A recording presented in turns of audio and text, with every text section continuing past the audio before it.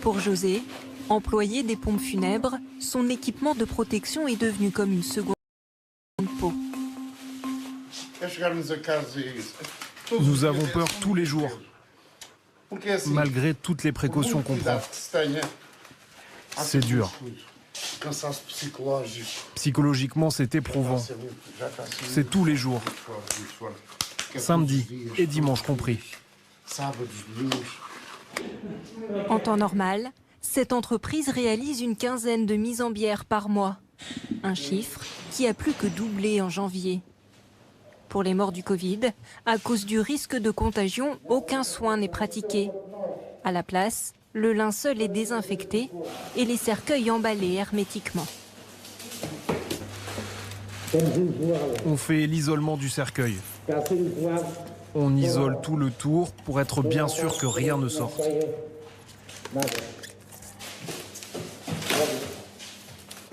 Faute de place dans les cimetières, les cercueils sont conservés dans cette chambre froide jusqu'à nouvel ordre.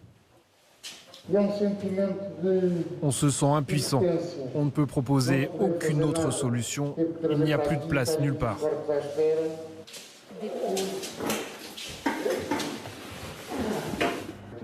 Même le directeur reconnaît être dépassé. On est arrivé à un point de rupture.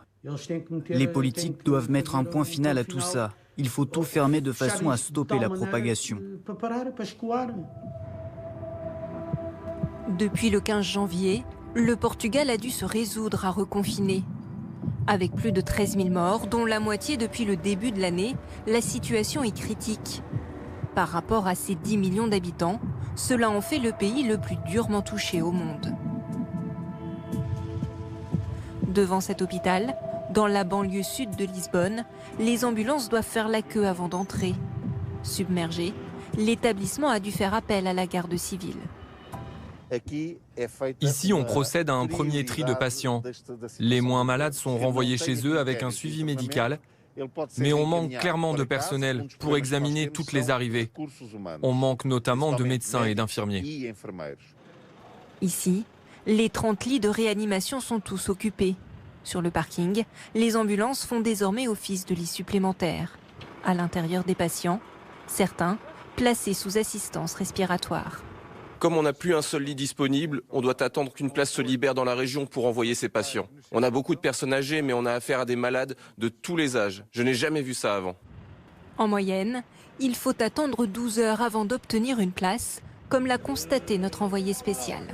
Face à ces malades qui patientent depuis de longues heures dans les ambulances, le Portugal en appelle à la solidarité européenne. L'Autriche promet d'accueillir sur son sol des patients portugais, l'Allemagne d'envoyer sur place du personnel médical. Quant à la France, déjà sous tension, elle n'a pour l'heure pas donné de réponse. Au niveau local, l'entraide aussi s'organise pour soulager la pression sur les hôpitaux. Il y a quelques semaines, alors que le nombre de contaminations s'emballait, la Fédération portugaise de foot a décidé de transformer son luxueux centre de formation en centre de convalescence. On a eu à peu près une semaine pour nous préparer à accueillir les premiers patients. Il a fallu tout transformer, y compris l'infrastructure elle-même. C'est tout confort, mais il a fallu l'adapter pour les patients à mobilité réduite. Une vingtaine de personnes prennent leur repas et reçoivent des soins dans les chambres normalement occupées par Ronaldo et ses coéquipiers. Quand ils arrivent ici, ils peuvent se dire qu'ils sont en vacances et pas en convalescence. C'est vraiment très généreux et nous sommes reconnaissants envers la Fédération portugaise de foot. Maintenant, on a peur que les patients viennent et ne veulent plus repartir. Épicentre de l'épidémie en Europe, le Portugal a enregistré jusqu'à 6000 contaminations par jour. Dans certaines régions, des scientifiques estiment que le pic de la 3e vague a été atteint. Lisbonne et ses environs devraient bientôt suivre.